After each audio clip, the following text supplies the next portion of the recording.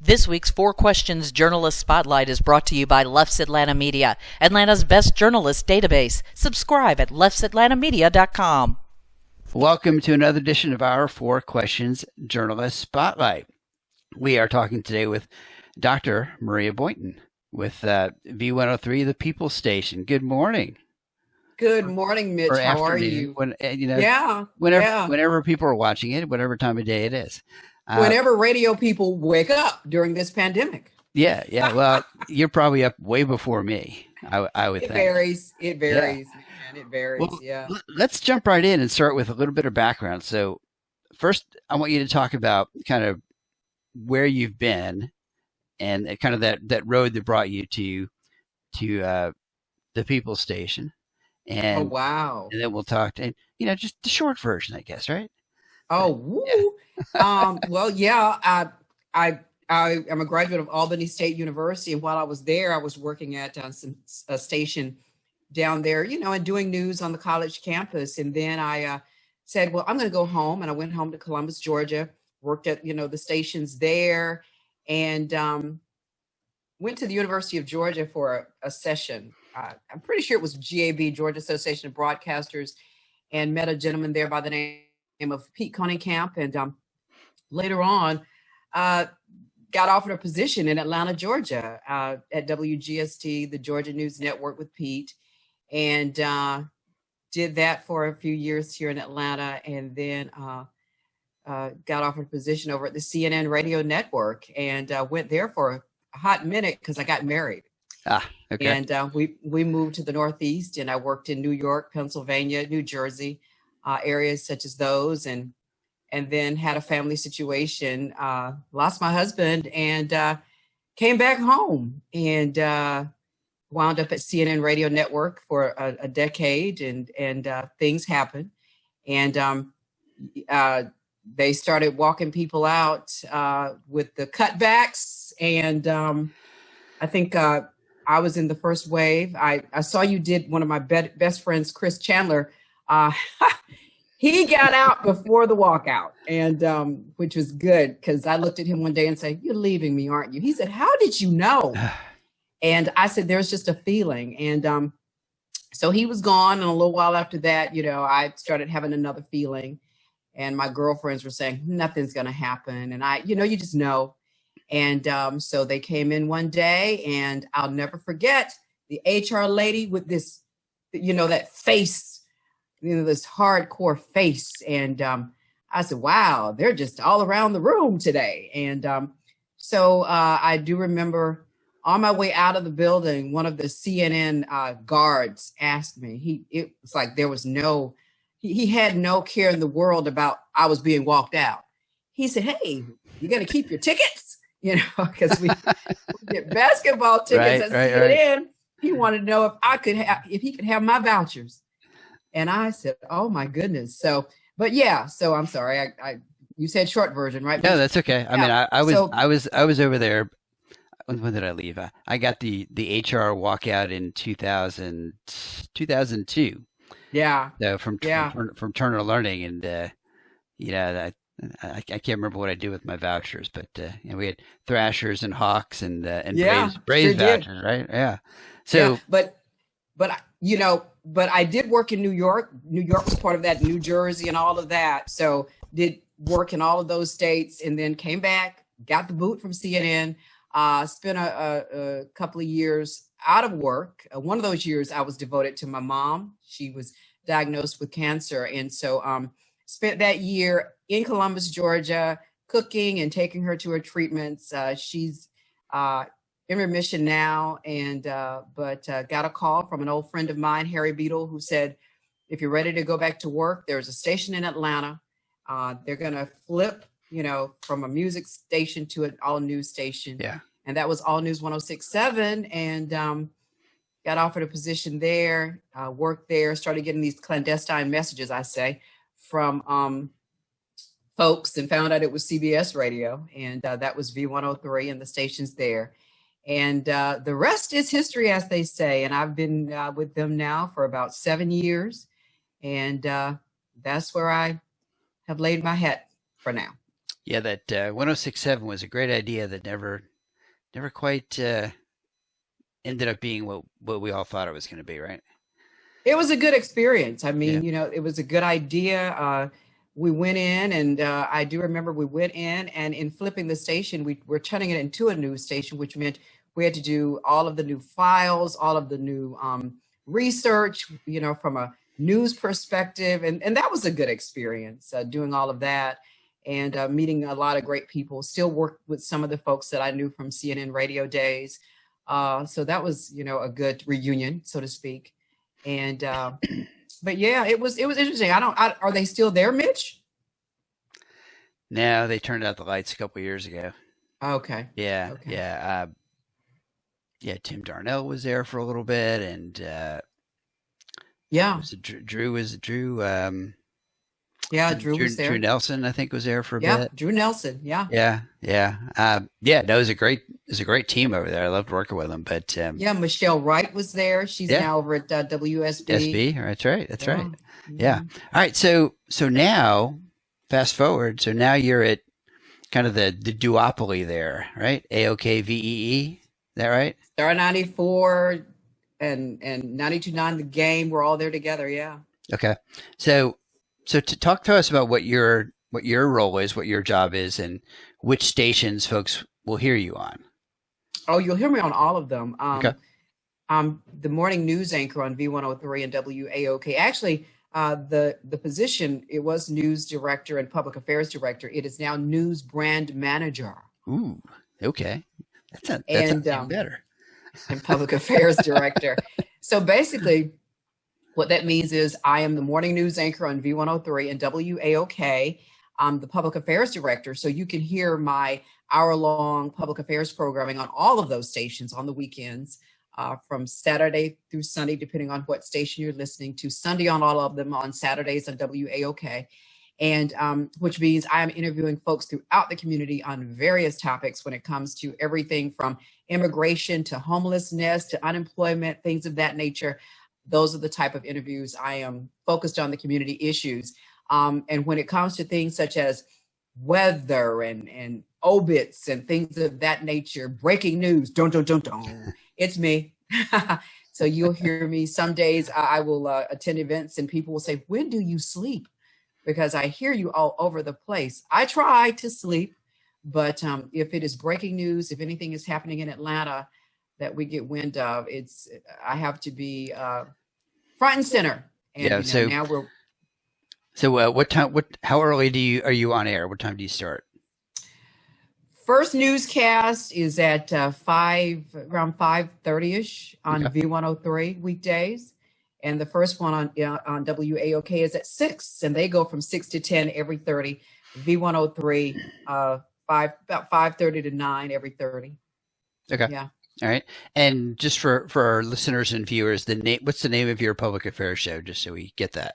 Atlanta Up Close. Okay. And what times let me try that again. What time does that air on the weekends? Atlanta Up Close airs at Saturday mornings on WAOK, and I think it's 6 o'clock. It was 6. Let's say it's 8 now.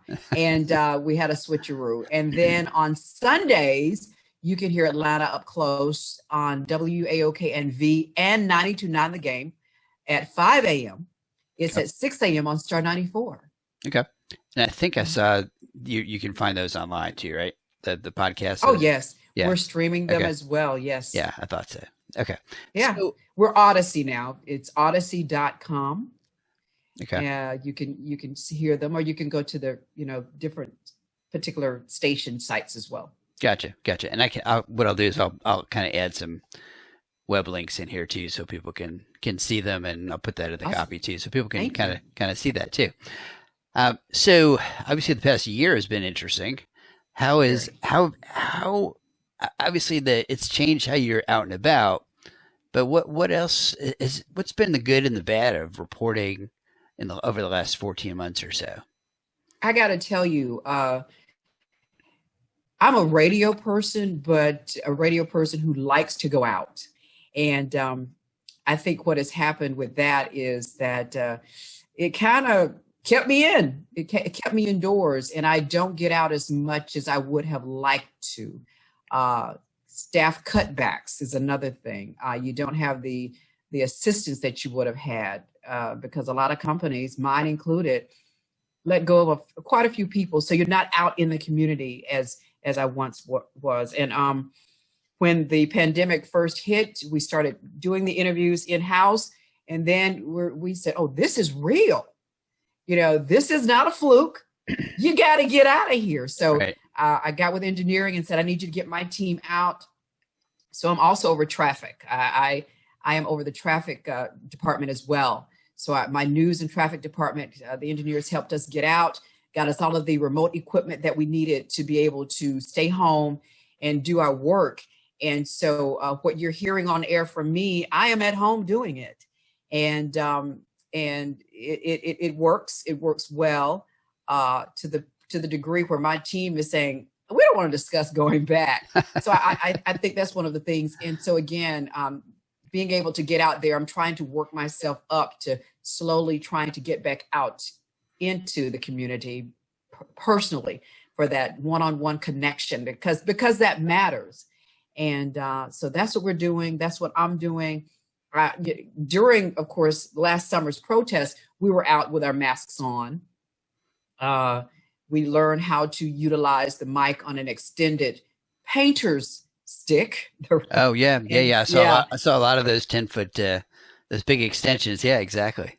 Yeah. So we've learned how to utilize that as well, and how to utilize the phone system much better to be able to get those interviews done. So that's how it's changed. And it's interesting, Mitch. It's quite interesting. It sure is. Well, I guess it'd be interesting too, just to kind of describe, for AOK and VEE, what's the mission statement? Kind of what is what's your focus in terms of your audience and the kinds of stories that you want to cover for your community or the wider community, your listeners? How would you define that? Well, basically, News and Talk 1380 is a news and talk station. So, it runs the gamut in terms of our hosts on that station. They cover every genre of news and talk that you want to talk about, everything from hardcore news to love and relationships, I got to tell you. So, and being that I'm a news person, I'm a journalist, I have a news background, I try to hit every story that is of interest to any and everybody. On V103, we are a music station. And when you're working with music stations, I had to get used to being that news person. Go, come on now, we can't wait till the record stop. What's up with that? Why are we waiting? I'm used to jumping in, hit that sounder. They've gotten, I've kind of helped them to learn that a little bit. I think that I have, to where they're saying, no, break in now. I'm like, oh, really? And gotta cut the music? What? You're actually going to cut the music, So for us in that respect, we try to focus on a lot of the community issues that are quite relevant to our listening audience. And we talk about that. That's politics. I mean, that's, social issues, all of that, and try to get more involved with civic organizations because those are very important too to our community, and try to put a focus and spotlight on them as well. So yeah, obviously I hear kind of the very topical issues that you've been covering the last year, and so many important issues and situations. But are there topics that you're thinking, I haven't quite gotten to this yet, but here's something I want to cover, want to get deeper into that you haven't had a chance to do yet because you've got so much else going on? Oh, wow. Yeah, there are a few topics that, you don't use, you scratch the surface on it. You say, I got to get back to that. Right. Topics such as bullying. I mean, how specific is that, right? Bullying, because it affects so many lives. And I was talking to a psychotherapist just the other day, interviewing her for Atlanta Up Close, as a matter of fact.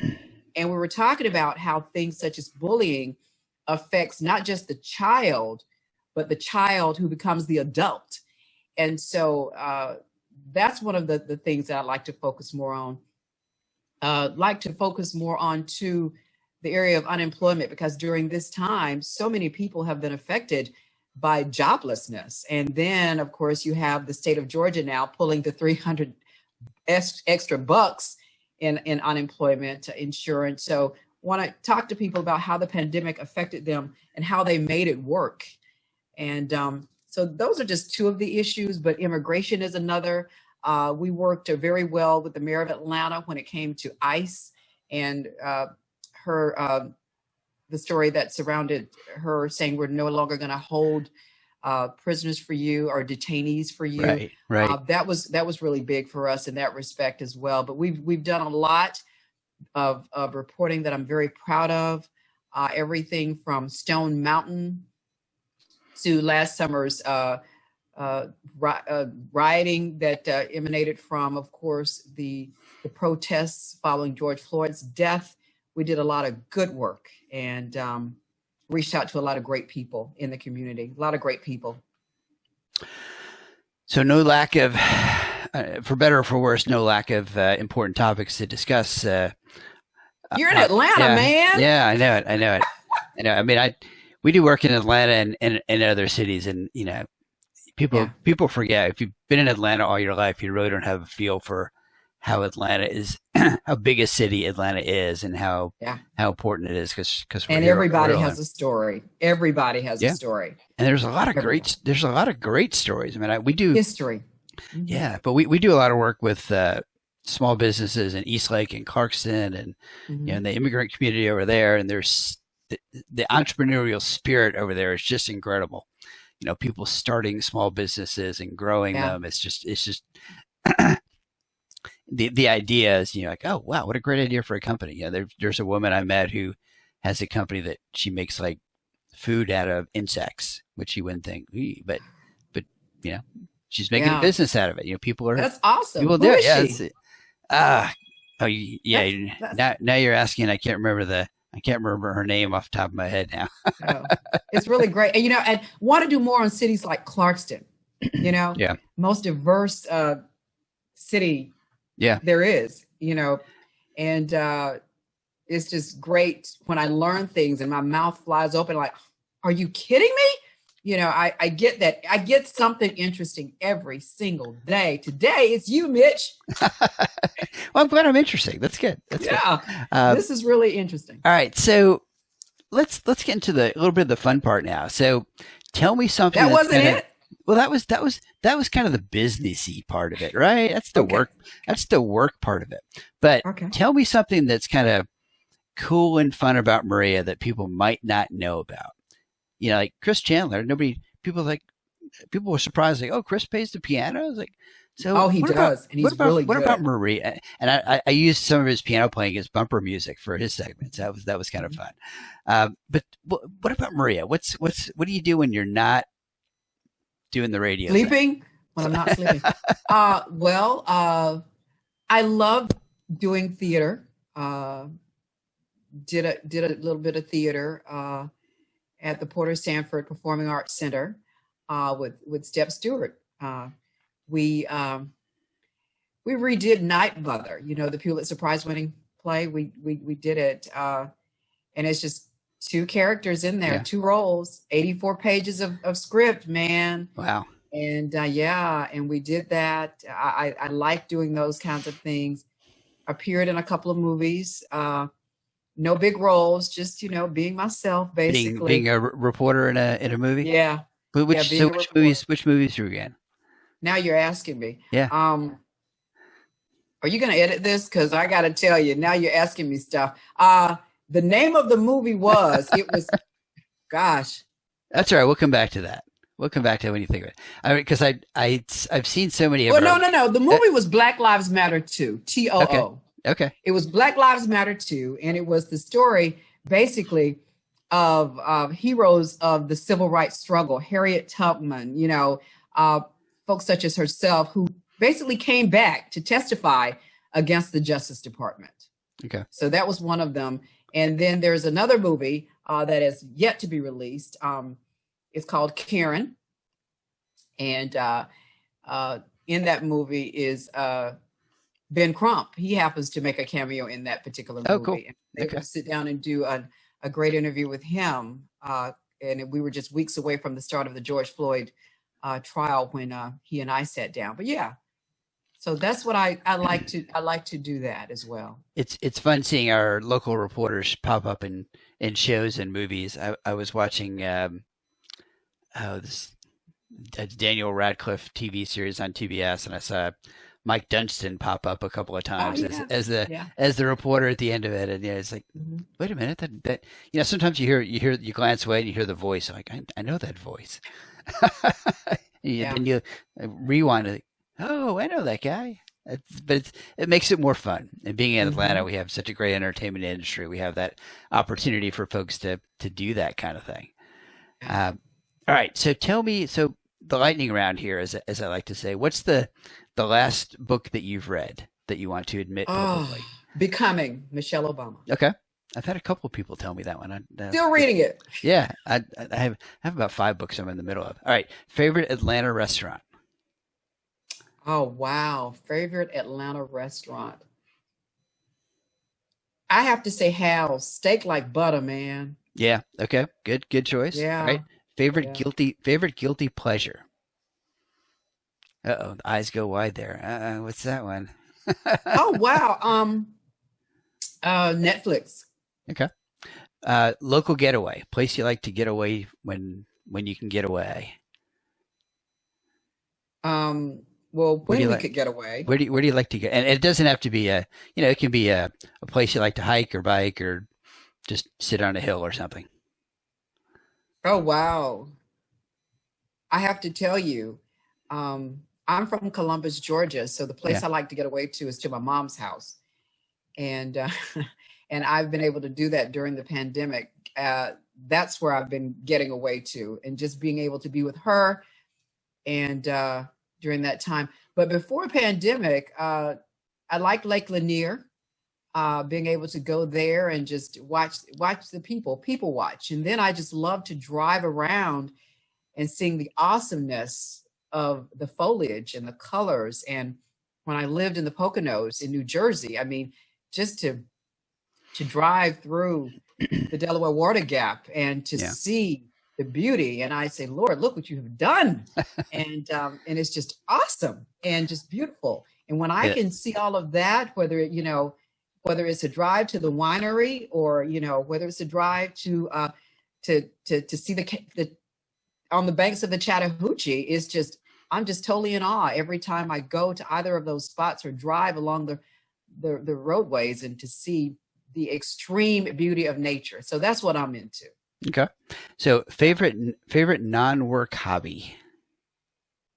Oh, favorite non-work hobby. And I have to say non-work because sometimes people will say, well, I like doing it. I say, no, that's your job. I need a non-work thing that you enjoy doing. Eating. Okay. That's good. I like to eat. And, I've done pretty good on the weight. I did gain a few pounds during the pandemic. But I like trying new foods, new restaurants, and so I do. I truly do. That's great. Yeah, Atlanta is an awesome place for trying new things. Just drive up Buford Highway and drive to out to Clarkson, and there's so many great places to eat, from traditional barbecue to ethnic food from anywhere in the world that you could imagine. You can find something. I like sometimes we'll just pick something off the menu that sounds different that I've never had before. I go out to dinner sometimes. People say, "Oh, I'll have what I always have." It's like, I don't like to have what I always have. Not usually. Well, I got to tell you though, but I'm a soul food fanatic because Busy Bees. I don't know if you've ever been to Busy Bee. Oh gosh, that is the place. And when you asked what was my favorite restaurant in terms of, just the atmosphere in Hal's is awesome, but the food at Busy Bee is the bomb. Okay, so tell me, where is Busy Bees? Busy Bees is near Clark Atlanta University. Okay. And it's right there and across the street from the Walmart. And if you go in, they have your blackberry cobbler, yum, yum. They have the great chicken. I mean, everything is great. You can tell by the taste that it was prepared with care. And your dressing, I got to tell you, if I'm eating turkey, I got to have my dressing and my cranberry sauce. And they do it all so very well. So when I was just starting out, I worked downtown, and we used to go to this place called Thelmas Kitchen all the time. Okay. And it was at the corner of Techwood and Lucky Street, kind of near where Ted's Montana Grill is now. Yeah. But back then the park wasn't there. It was just a decrepit area of broken down vacant warehouses and buildings. Mm-hmm. But we would walk down there from Peachtree Center, and it was a little hole in the wall kind of place, but just awesome food. And then when they developed the park, she moved the place for a lot of years up by Georgia Tech, up Northside Drive down that way. And then I think for some reason I can't remember what happened, but they ended up closing just a couple of years ago. But it was exactly what you're talking. It's kind of similar to what you're talking about. The food was just incredible. I mean, Mary Max. Yeah. Don't forget that tomato pie. Yeah. But this was this was home cooking, and we just loved it. It was such a unique taste, and we were so disappointed in some ways when the park came together in the 90s, and Thelma had to move away, and I think she was gone for a couple of years until she found another location that worked for her, and had good traffic. But plenty of food places to put the pounds on in this town.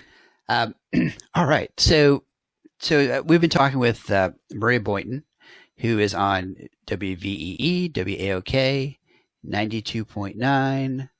I forget anything? Is that the three? Star94. Star 94. Affairs, Star 94. Okay. Mm-hmm. All right. So no lack of places for you to find Maria and listen to Maria anytime you want, and of course, live or streaming. You can find her on all those stations. And Odyssey.com, is that the website? Odyssey, AUDACY.com. Okay. Spell that again for me. AUDACY. We were CBS Radio. Right. Intercom bought up the CBS Radio entities, or the CBS Radio, properties. And we were Intercom for a while. And then Intercom, just a few weeks back, decided to change the name of the company, and we are now Odyssey. Okay. So does that mean all your emails are now, was it first name dot last name at odyssey.com? Okay. Exactly. All right. I try to keep up with this stuff, especially in radio. It's hard to keep up. I had an IT guy once that I knew in my other life who actually found me because he knew how to do it. It was just so simple. He's like, it didn't take much to find you. So I'm like, wow, I'm not well hidden, am I? It's funny. I had somebody last year. He said, "Oh, I couldn't find your phone number," and I said, well, "You didn't try very hard." No, you didn't try very hard at all. I am real public. It's like I have them on my like 10 social media platforms. It's on my website. It's if you tell me you didn't find my phone number, you're saying I didn't try to find your phone number. Right. Well, Maria, thank you for your time today. We're done. You want to talk more? Hold on. No, we'll go another hour if you want. We keep going. We'll come back another time. We can do like a follow-up. We could do a sequel. The food truck edition. There you go. The food truck edition. You can find some of your good foods too at our food trucks. I mean, you got Slutty Vegan, you got all that going on in Atlanta. Yes, and hopefully we'll be getting back out to all those trucks once people get back to their offices, and definitely. And it's going to be a happy thing for the vendors and the restaurant owners and all that once it starts happening again. But I'm going to say thank you, and thank you, Maria. Thank you for joining us. I know. I just want to thank you. You've been trying to get me to do this for a while. And I just would like to say thank you so very much for understanding. Oh, no problem. Thanks, no problem. Thanks, everyone. And look forward to look for us next week, another edition of our 4 Questions Journalist Spotlight.